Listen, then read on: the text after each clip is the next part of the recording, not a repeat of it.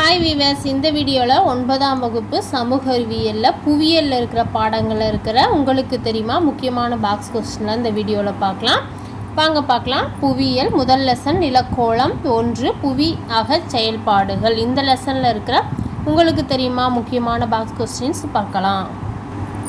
உங்களுக்கு தெரியுமா 2011 வரை உலகிலேயே மிக ஆழமான பகுதி ரஷ்யாவின் மர்மான்ஸில் உள்ள கோலா சூப்பர் ஹோல் ஆகும்.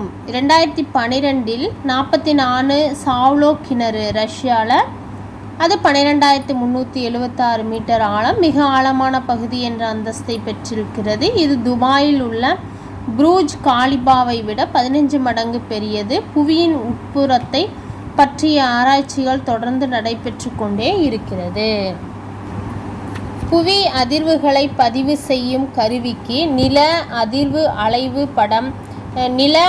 அளவை படம் அல்லது நில அதிர்வுமானி என்று பெயர். நில அதிர்வு பற்றிய படிப்புக்கு நில அதிர்வியல் என்று பெயர். உங்களுக்கு தெரியுமா வல்கனோ என்ற சொல் லத்தீன் மொழியிலுள்ள வல்கேன் என்ற சொல்லாகும். இது ரோமானிய நெருப்பு கடவுளின் பெயராகும். அதுக்கப்புறம் கீழே உங்களுக்கு தெரியுமா 2004 டிசம்பர் 26 இந்திய பெருங்கடலில் ஆழிப்பேரலை உண்டானது. இந்தோ ஆஸ்திரேலியா தட்டு யுரேசியா தட்டின் கீழே அமிழ்ந்ததே இதற்கு காரணமாகும். இது ரிக்டர் அளவையில் 9 ஆக பதிவானது. இந்த புவி அதிர்வால் கடல் தரைக்களம் உயர்த்தப்பட்டு கடல் நீர்மட்டத்தை உயர்த்தியது. உங்களுக்கு தெரியுமா இந்திய பெருங்கடலில் உருவாகும் சூறாவளிக்கு பெயர் சூட்டுவது தொடர்பாக வங்கதேசம், இந்தியா, மாலத்தீவுகள், மியான்மர், ஓமன், பாகிஸ்தான், இலங்கை மற்றும் தாய்லாந்து ஆகிய நாடுகள் பங்கேற்று பொது ஆண்டு 2000 ஆண்டு ஆலோசனை கூட்டம் நடத்தின. பின்னர் 2004ஆம் ஆண்டு ஒவ்வொரு நாடும் சூறாவளிக்கு பெயர் பட்டியலை கொடுத்தன.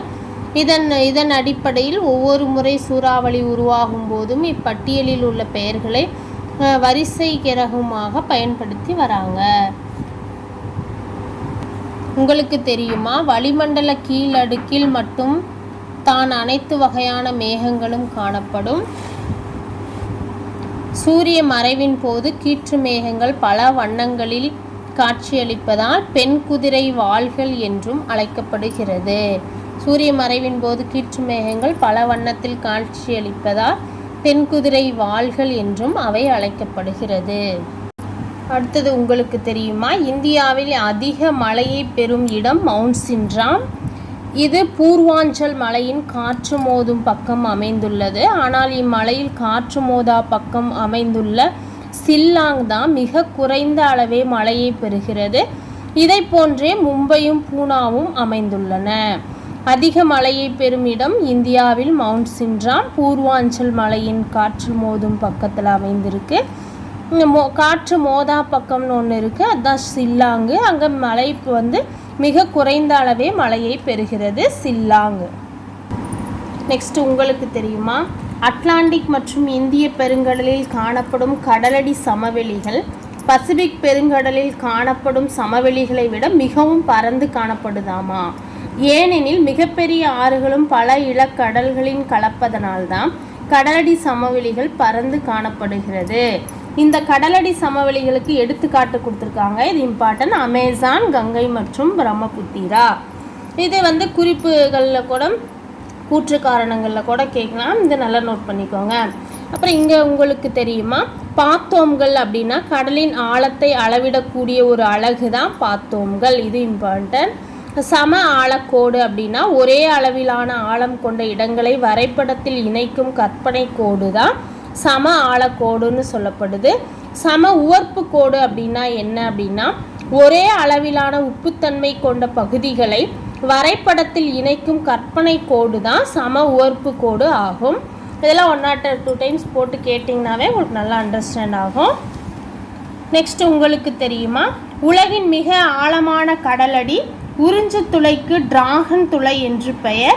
அப்பகுதியில் வாழும் மீனவர்கள் இதனை தென் சீன கடலின் கண் என அழைக்கின்றனர். தென் சீன கடலின் கண் அப்படின்னு சொல்லி அழைக்கிறாங்க. அப்புறம் உங்களுக்கு தெரியுமா, அலைநீர் விழும்போது ஏற்படும் ஆற்றலை விசைப்பொறி உருளை கொண்டு மின்சக்தி உற்பத்தி செய்கிறாங்க. இந்தியாவில் கேரள கடற்கரையில் உள்ள விழிஞ்சியம் மற்றும் அந்தமான் நிக்கோபார் தீவுகளில் அலையாற்றல் மின் உற்பத்தி நிலையங்கள் நிறுவப்பட்டுள்ளன. இந்தியா சம்மந்தப்பட்டது, நம்ம தமிழ்நாடு சம்மந்தப்பட்டதெல்லாம் ரொம்ப இம்பார்ட்டன்ட், நல்லா பார்த்துக்கோங்க டிஎன்பிசிக்கு. இந்தியாவில் கேரளா கடற்கரையில் உள்ள விழிஞ்சியம் மற்றும் அந்தமான் நிக்கோபார் தீவில் அலையாற்றல் மின் உற்பத்தி நிலையங்கள் நிறுவப்பட்டுள்ளன. இது இம்பார்ட்டன்ட், பார்த்துக்கோங்க. அப்புறம் இந்த பக்கம் இந்தியாவில் காம்போ வளைகுடா, கட்ச் வளைகுடா மற்றும் சுந்தரவன சதுப்பு நிலப்பகுதிகள் ஓத சக்தி உற்பத்தி செய்ய சாத்தியக்கூறுகள் நிறைந்த மண்டலங்களாக அறியப்பட்டுள்ளன. எதெல்லாம் அப்படின்னா, ஓத சக்தி உற்பத்தி செய்ய சாத்தியக்கூறுகள் நிறைந்த மண்டலங்களாக அறியப்பட்டுள்ளது எது அப்படின்னா, இந்தியாவில் காம்பே வளைகுடா, கட்ச் வளைகுடா மற்றும் சுந்தரவன சதுப்பு நிலப்பகுதிகள் தான் ஓத சக்தி உற்பத்தி செய்ய சாத்தியக்கூறுகள் நிறைந்த மண்டலங்களாக அறியப்பட்டுள்ளன.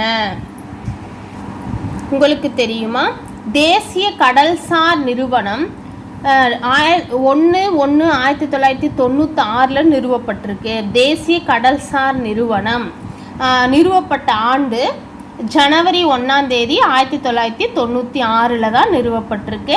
இதன் தலைமையகம், தேசிய கடல்சார் நிறுவனத்துடைய தலைமையகம் எங்கே இருக்குன்னா கோவாவில் இருக்குது.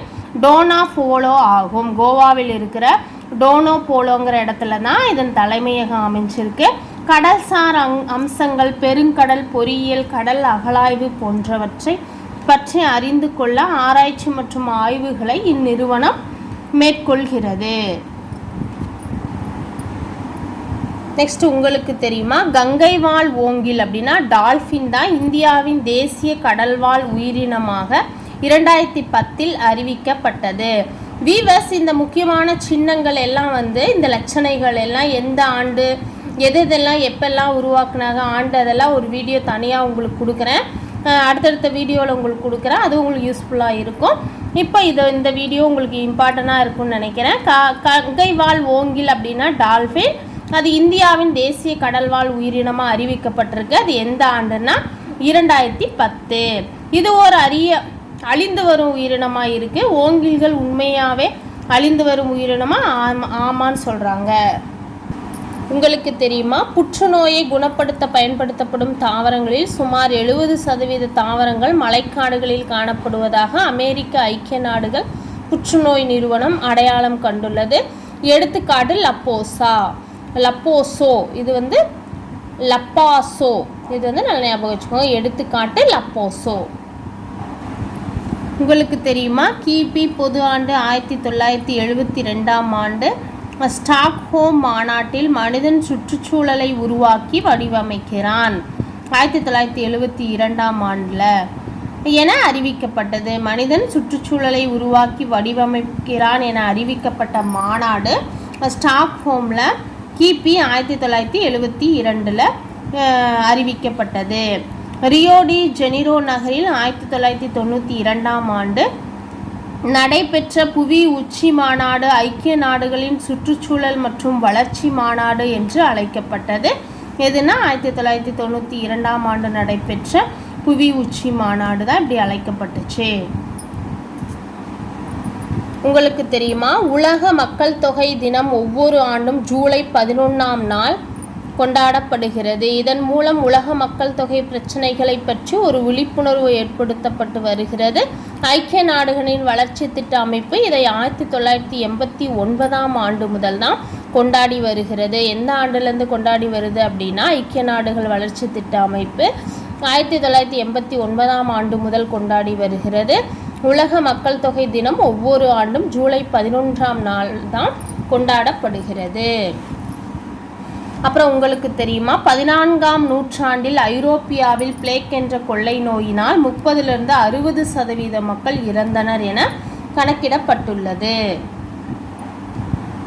இந்த பாக்ஸில் முக்கியமானது பார்த்துக்கலாம். பாபிலோனில் கிமு 3800 உலகின் முதல் மக்கள் தொகை கணக்கெடுப்பு நடந்துச்சு. எப்போன்னா பாபிலோனில் தான் கிமு 3800 உலகின் முதல் மக்கள் தொகை கணக்கெடுப்பு நடந்தது. நவீன உலகில் மக்கள் தொகை கணக்கெடுப்பை முதலில் நடத்திய நாடு டென்மார்க் ஆகும்.